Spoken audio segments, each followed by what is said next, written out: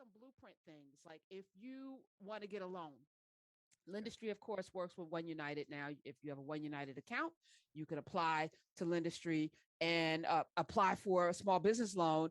And they've partnered with One United to make that happen. But what's required? Because I feel like a lot of times we come to get loans and we don't know what the ABC 1, 2, 3, our paperwork's not in place. We were talking about this before. I just had to get a mortgage for something. And it was like, I was ready though. I just done my taxes. So I had my 2 years of taxes. I had all of my balance sheets were tight. I just gone through all of that. And I made sure that even before I applied, like, what do you need to approve this?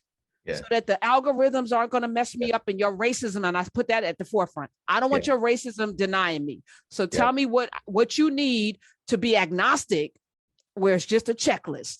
And so I made sure all my pay stubs, my taxes, my bank balances, everything was in place. And I sent it in a timely fashion and it was approved. And I got the best mortgage rate I've ever gotten in my entire life. I felt seen and validated.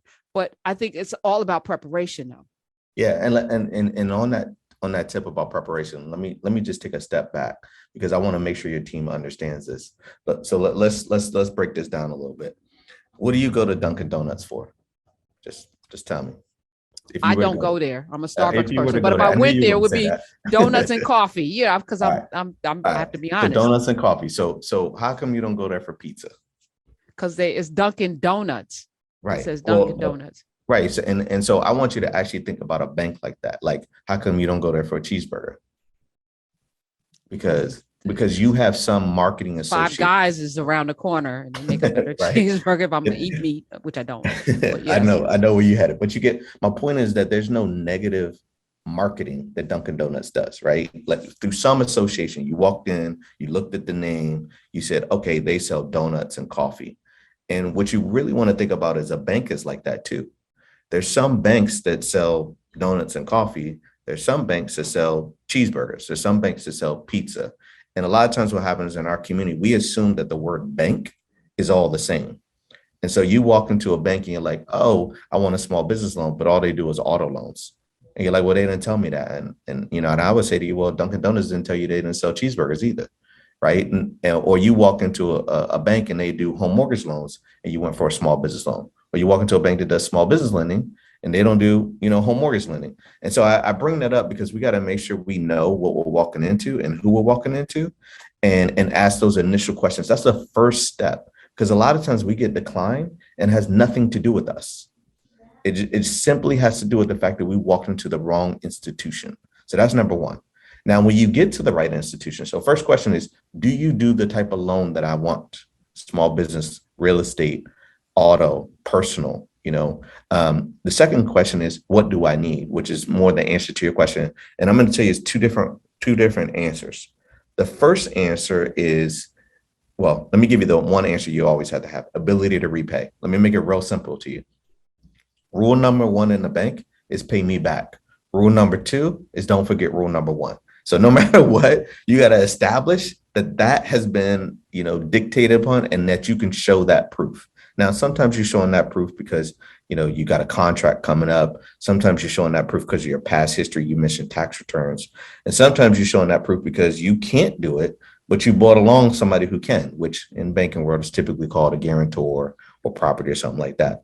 But the core answer to your question is, how do you show that ability to repay? And on most loans, not all, it's usually 2 years of tax returns. Now, there are loans that don't require tax returns, but typically they're going to have a higher interest rate because the bank's going to be taking more risk, because you got to remember rule number one and rule number two, right?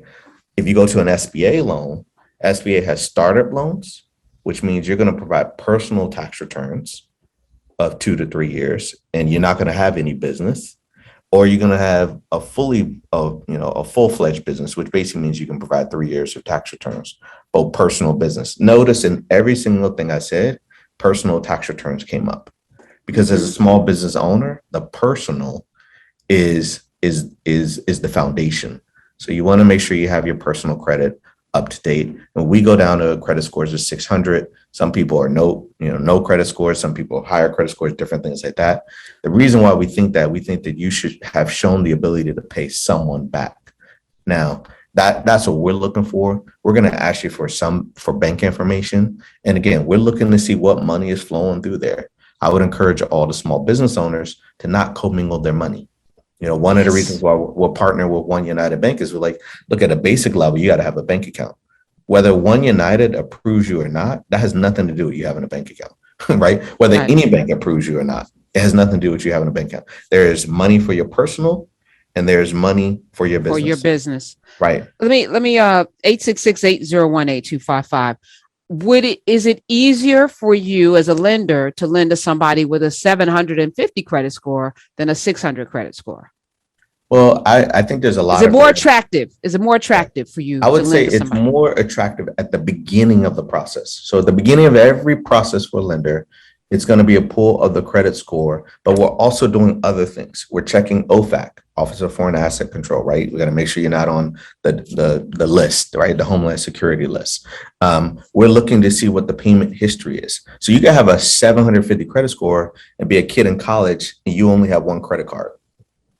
You could have a 600 credit score, went through some trials in life that you can explain, right? You're not going to come up and be like, hey, I just didn't feel like paying Capital One for the last, couple of years. That's not going to go very well, right? Because that means you're not going to pay me. But you have a more substantial income than that kid in college who had the 750. So you don't want to be careful with the question because there's a lot more to that credit profile than just the credit score. And lenders like us, mission-based lenders, responsible lenders, we're a community development financial institution. We're looking at a lot more than your credit score. We still want to make sure you can pay us back because we're in the game of lending, right? That's table stakes. You being able to pay us back.